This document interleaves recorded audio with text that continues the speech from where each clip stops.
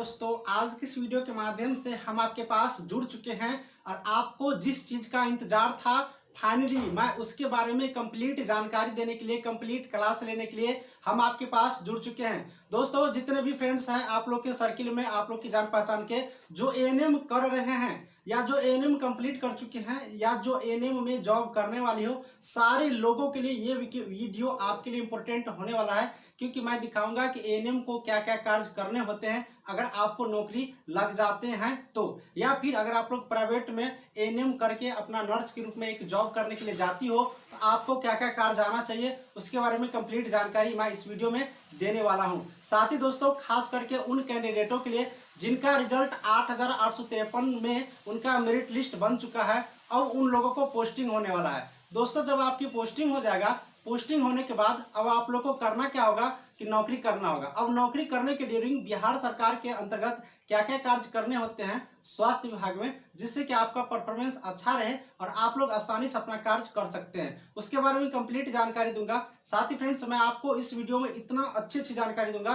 कि आप कभी नहीं जानते होंगे या जानते भी होंगे तो आपके लिए नई जानकारी एक अलग मिल जाएगी। इसलिए वीडियो को स्किप नहीं करना है और वीडियो को कंप्लीट देखना है, क्योंकि मैं लंबा वीडियो नहीं बनाऊंगा। 10 से 15 मिनट का जो लंबा वीडियो जाएगा काफी नहीं होगा, लेकिन आपके लिए बेहद जरूरी होगा। भाषण नहीं करेंगे, कमेंट नहीं करेंगे, डायरेक्ट पॉइंट की तरफ चलेंगे। चलिए, नंबर 1 पॉइंट मैं बात कर लेता हूं कि बिहार सरकार ने जो स्वास्थ्य विभाग है वो अपना कार्य को सुचारू रूप से करने के लिए, सही तरीका से करने के लिए एक गाइडलाइंस जारी किया है। एएनएम के लिए एक गाइडलाइंस जारी किया है कि वो लोग कैसे कार्य करेंगे। उसी गाइडलाइंस को, सरकार जो गाइडलाइंस दी है उसी गाइडलाइंस को हम इस वीडियो में दिखाएंगे कि आपको क्या क्या करना है स्वास्थ्य विभाग के अंतर्गत जो एएनएम को काम दिया गया है। इसके अलावा भी एएनएम को कार्य करने होते हैं, इसके बारे में जानकारी लेंगे।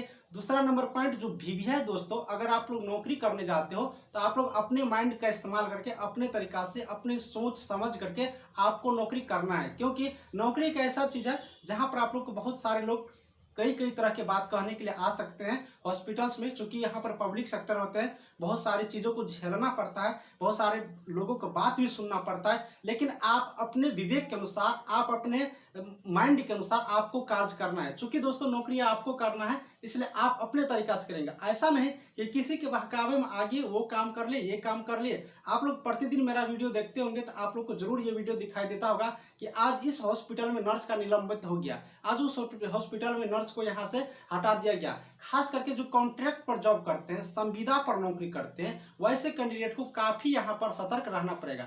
चूंकि अगर आप लोग नौकरी करते हैं और छोटी सी भी गलती कर देते हैं, उस गलती का सजा यहाँ पर आपको मिल सकता है। इसलिए संविदा वाले को ज्यादा टेंशन होता है, चूंकि वो संविदा पर होते हैं, उस पर ज्यादा इफेक्ट पड़ता है। इसलिए आप लोग घबरा करके नहीं, अच्छी तरीके से आप लोग को नौकरी करना है, ये नंबर चीज याद रखिएगा। दूसरा नंबर पॉइंट आप लोग से मैंने प्रोमिस किया हूं, मैं आप लोग को बताए थे पिछले वीडियो के माध्यम से, आप लोग की जो सैलरी है वो बहुत कम है और ये सैलरी किस अनुसार से बढ़ता है, इसकी प्रक्रिया क्या है बढ़ने की, और छुट्टी कौन कौन सी छुट्टी मिलती है, कब छुट्टी मिलेंगे, कितने दिन की छुट्टी मिलेंगे, ये 2 चीज बहुत इंपॉर्टेंट है और आप लोग की जानना बहुत ज्यादा जरूरी है। तो इसके बारे में भी हम आपको जानकारी देंगे। इस वीडियो में मैं आपको क्लास की तरफ मूव करता हूँ, जो इंपॉर्टेंट जानकारी दे रहा हूँ उसकी तरफ मूव करता हूँ और हम आपको दिखाते हैं कि क्या क्या आप लोग को कार्य करने होंगे। चलिए कंप्यूटर स्क्रीन पर चलते हैं और एक एक लाइन आपको हम दिखाएंगे। आप लोग को समझना पड़ेगा, उस चीज को गौर करके आप लोग समझिएगा और आप लोग उसको फॉलो करिएगा, क्योंकि आपको इस चीजों से गुजरना पड़ेगा। तो पहले क्यों नहीं हम लोग तैयार हो जाए, बाद में तैयार होने से अभी यहाँ पर आप लोग तैयार रहोगे और हॉस्पिटल्स में जाओगे, आपको 2-4 दिन का ट्रेनिंग दिया जाएगा, तो आपको और भी क्लियर चीज समझ में आएगा कि यहाँ कैसे कैसे कार्य करने होते हैं। क्योंकि दोस्तों आप लोग देखते होंगे कि अभी दिनों दिन मरीजों के हालात कुछ खराब होता है या कुछ भी होते हैं, और वो अगर हॉस्पिटल्स में भर्ती होते हैं, अगर वहाँ पर कुछ हो जाते हैं तो वहाँ पर नर्स डायरेक्ट कांटेक्ट में रहते हैं। एएनएम वाले हो या जीएनएम वाले हो, नर्स कांटेक्ट में होते हैं, मरीज को सेवा करने के लिए ही एएनएम वाले जाते हैं, तो उसका इफेक्ट डायरेक्ट नर्स पर पड़ जाते हैं और उसके नाम आ जाते हैं, जिससे कि उसको इफेक्ट पड़ जाता है। नर्स को ज़्यादा चीज़ झेलना पड़ता है पब्लिक के माध्यम से, या फिर आपको जो सीनियर्स डॉक्टर्स होंगे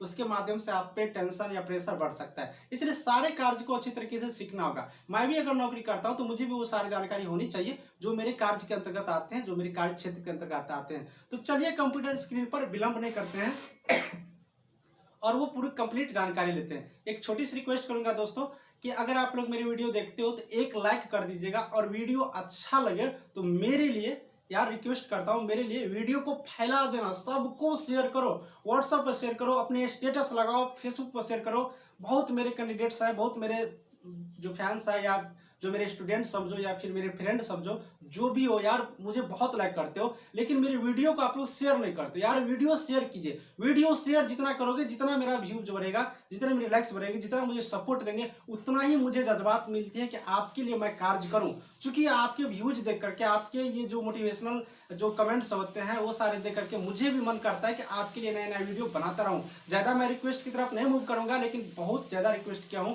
कि आप लोग मेरी वीडियो को आज से शेयर करेंगे, पक्का करेंगे ना। चलिए मैं आगे चलता हूं कंप्यूटर स्क्रीन पर और हम आपको दिखाते हैं कि कैसे कैसे और बिहार सरकार की क्या गाइडलाइंस है इस वीडियो के माध्यम से। तो मेरे प्यारे फ्रेंड्स आ चुके हैं कंप्यूटर स्क्रीन पर, और इस स्क्रीन को आप लोग पूरा देखिएगा। यहाँ से आप लोगों के लिए इम्पोर्टेंट होने वाला है। देख सकते हो कि स्वास्थ्य विभाग बिहार सरकार की तरफ से ये गाइडलाइंस जारी किया गया है। इसमें ऊपर में ही देख सकते हैं, अब आप लोग ANM आशा आंगनवाड़ी सेविका के लिए एवं अन्य सरकारी एवं सामाजिक कार्यकर्ताओं हेतु मस्तिष्क ज्वर, यानी कि मस्तिष्क ज्वर कहेंगे, इसके अंतर्गत EES, जापानी इंसेफेलाइटिस, दिमागी बुखार, चमकी बुखार, ये सारे आते हैं।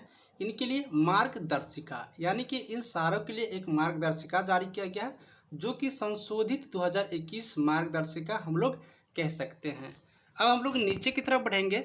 अब नीचे की तरफ बढ़ेंगे तो अब आप लोग दूसरा पेज पर आओगे तो यहाँ पर देख सकते हो गांव स्तर पर ANM आशा आंगनवाड़ी सेविका एवं स्वयं सहायता समूह द्वारा मस्तिष्क ज्वर तथा इस तरह के लक्षण समूह के मरीजों का उपचार, यानी कि गांव स्तर पर अगर आप लोग को भेज दिए जाएंगे, गांव स्तर पर भी हॉस्पिटल्स अब होते हैं, जैसे कि उप स्वास्थ्य केंद्र गांव में खोले जा रहे हैं, इसी तरह के अगर हॉस्पिटल्स में होते हैं गांव में, वहां पर अगर आप लोग को कार्य करने के लिए जाएंगे तो आप लोग को ये सारे कार्य करने होंगे मस्तिष्क ज्वर से रिलेटेड। तो आपको किस तरह से इस कार्य को करना है अब आप लोग को इस वीडियो में आगे बताने जा रहा हूँ।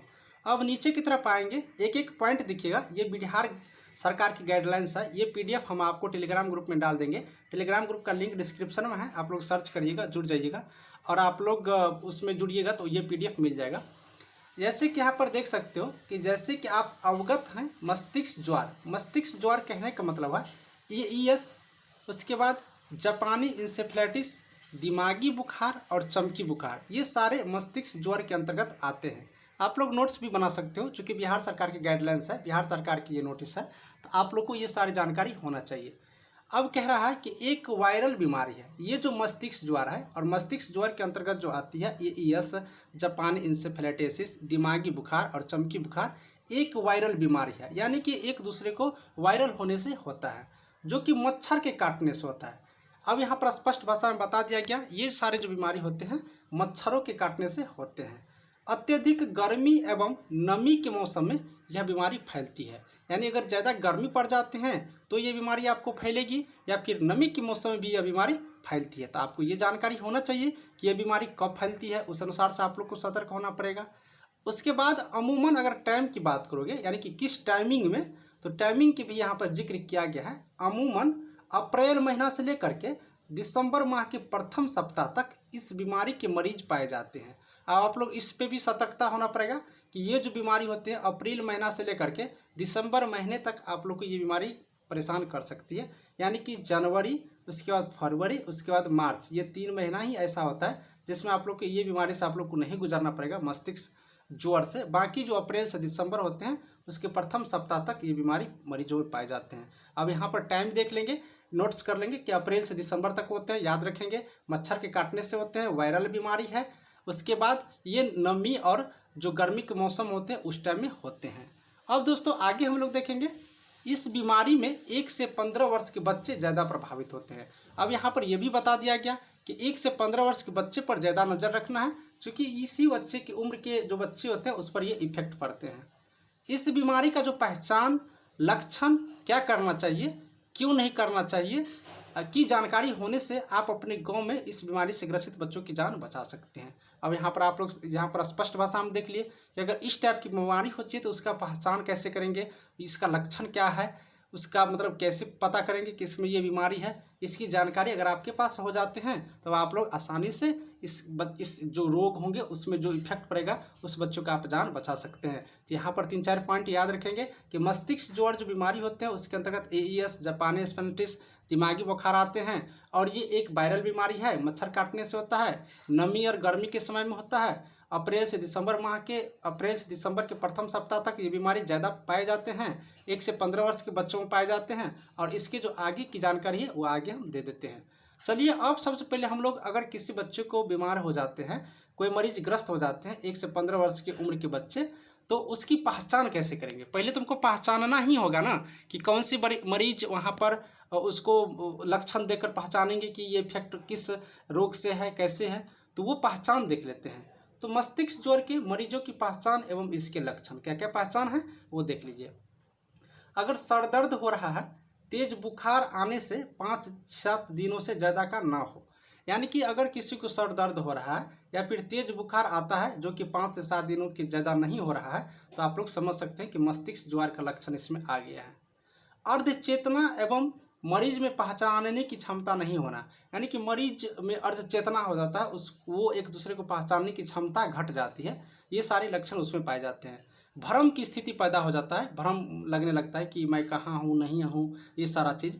बच्चों का बेहोश होना, यानी कि अगर बच्चों बेहोश हो जाते हैं तो वो समझ सकते हो कि उसको मस्तिष्क ज्वर का लक्षण आ चुका है। उसके बाद शरीर में चमकी होना, अगर चमकी पाया जाता है शरीर में तो आप लोग समझ सकते हो कि मस्तिष्क ज्वर है। अथवा हाथ पैर थरथराहट होना, हाथ पैर थरथरा रहा है, तो यहाँ पर भी आप लोग समझ सकते हो कि मस्तिष्क ज्वर का लक्षण इसमें पाया जा रहा है। उसके बाद देखोगे कि पूरे शरीर या किसी खास अंग में लकवा मार देना, हाथ पैर अकड़ जाना, यह सब भी उसका लक्षण है। बच्चों की शारीरिक एवं मानसिक संतुलन ठीक नहीं होना, यानी कि अगर ये सारे लक्षण दिखाई देते हैं जिन बच्चों में, तो आप समझ सकते हो एक बार में कि बच्चे में मस्तिष्क ज्वर का लक्षण पाया जा रहा है और मस्तिष्क ज्वर के मरीज ये हो गए हैं। तो इन चीज़ों का आप लोग याद रखते हैं तो आप लोग लक्षण से पता कर सकते हैं ये इसमें किस टाइप की बीमारी है। आगे चलते हैं, मस्तिष्क ज्वर के बच्चों की पहचान होने पर क्या करनी चाहिए। अगर आपको पहचान मिल जाए, अगर आपको ये पता हो गया अब कि इस बच्चे में इस टाइप की बीमारी है, तो उसको पहचानने होने के बाद उसको क्या करना चाहिए, उसके निराकरण के लिए क्या करना चाहिए, जो वो बच्चे स्वस्थ हो सके, उसके बारे में अब हम लोग जानकारी प्राप्त करते हैं। यहाँ पर देखिए 7-8 उपाय बताया गया है, हम आपको एक एक करके पूरे जानकारी दे देते हैं। सबसे पहले तेज बुखार होने पर पूरे शरीर को ताजे पानी से पोछे एवं पंखा से हवा करें ताकि बुखार 100 डिग्री फ़ारेनहाइट से कम हो सके। यानी कि अगर मस्तिष्क ज्वर के बच्चे आपको पहचान से पता चल जाता है और तेज बुखार है तो उस बच्चे को ताजे पानी से पोंछ देना है और पंखे के हवा देना है ताकि उसका जो बुखार है वो 100 फ़ारेनहाइट डिग्री से कम हो सके।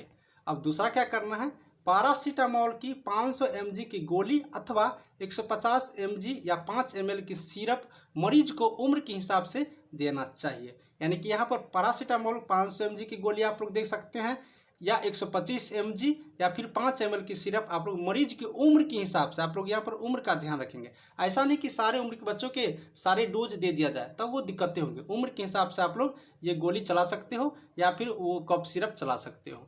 अब यहाँ पर उम्र के हिसाब से बताया गया, अगर जन्म से 1 साल के बच्चे हैं, 1 साल तक के बच्चे हैं जन्म से, तो 1/4 गोली यानी कि एक जो टैबलेट होते हैं उसका चौथा भाग आप लोग दे सकते हो या 1 चम्मच सिरप, ठीक है, या तो 1 चम्मच सिरप देंगे या फिर 1/4 भाग उसको गोली को करके आप लोग उसको यूज कर सकते हो 1 साल तक के बच्चे को। अब आगे देखते हैं, जिस बच्चे का उम्र 1 से 6 साल का हो गया, अब 1 से 6 साल की उम्र के बच्चे हैं तो आधा टैबलेट दे सकते हो। पहले 1/4 भाग था, अब आधा टैबलेट यानी कि हाफ टैबलेट उसको दे सकते हो या 2 चम्मच सिरप आप लोग दे सकते हो। अगर बच्चा का उम्र 6 साल से 15 साल के बच्चे हैं तो 1 पूरी गोली अथवा 4 चम्मच सिरप आप लोग दे सकते हो, उसको देना चाहिए। तो ये उसको उपचार का यहाँ पर माध्यम है, स्रोत है। अब देखेंगे, यदि बच्चा बेहोश नहीं है, ठीक है, तथा साफ पानी में ORS का घोल बनाकर पिलाएं। अगर बच्चा बेहोश नहीं है, सिर्फ उसको बुखार है, यानी कि अगर बच्चा बेहोश नहीं होते हैं तो उसको साफ पानी में ORS के घोल बनाकर आप लोग पिला सकते हैं। बेहोशी मिर्गी अवस्था में बच्चों को हवादार स्थान पर रखना चाहिए, ये भी चीज़ रखेंगे। अगर बच्चा को मतलब बेहोशी है या फिर मिर्गी है तो उस बच्चे को कहाँ पर रखेंगे, हवादार स्थान पर रखेंगे। ये भी चीज़ आप लोग याद रखें। आगे दिया है गाइडलाइंस में कि अब बच्चे के शरीर से कपड़ा हटा ले या एवं छायादार जगह में उसे लिटाए एवं गर्दन सीधा रखे। यानी कि बच्चे को शरीर से क्या करना है कि कपड़ा हटा लेना है, जिससे कि उसको छायादार जगह में रखें और गर्दन को सीधा रख कर उसे लिटाना है। इसके आगे देखिए उपचार का क्या माध्यम है। यदि मरीज के मुंह से झाग या लार बार बार और ज़्यादा निकल रहा है तो साफ पट्टी या कपड़े से मरीज का मुंह साफ करते रहें। ठीक है, यानी कि मरीज के मुंह से झाग निकलते रहता है, लार निकलते रहता है मुंह से, तो उस स्थिति में आप लोग साफ पट्टी या कपड़े से मरीज का मुंह क्या करेंगे, साफ करते रहेंगे। इसके बाद क्या करेंगे, मरीज को यदि झटके आ रहे हो तो उसके दांतों के बीच साफ कपड़ों का एक गोला बनाकर रखें, जिससे कि जीभ कटने से बच सके। यानी कि अब अगर मरीज को झटके आ रहे हैं तो दांतों के बीच क्या करेंगे, साफ कपड़ा लगेंगे या एक गोला बनाकर रखेंगे साफ कपड़ा का, जिससे क्या होगा, उसकी जीभ जो है नहीं कटेगा। ठीक है, तो ये सारी चीज़ आप लोग अपना समझ सकते हो कि अगर किसी बच्चे को मस्तिष्क ज्वार हो जाते हैं तो उसकी पहचान करेंगे और उसके उपचार करेंगे। तो फ्रेंड्स, हमको लग रहा है कि आप लोग इस टॉपिक से बहुत सारी जानकारी आपको कंप्लीट हुआ होगा और इस वीडियो को मैं अब ज़्यादा लंबा नहीं करूँगा। अब नेक्स्ट वीडियो मैं अपलोड करूँगा जिसमें आपको दिखाएंगे चमकी आने की स्थिति में क्या करें, उसका उपचार कैसे करेंगे, पहचान कैसे करेंगे।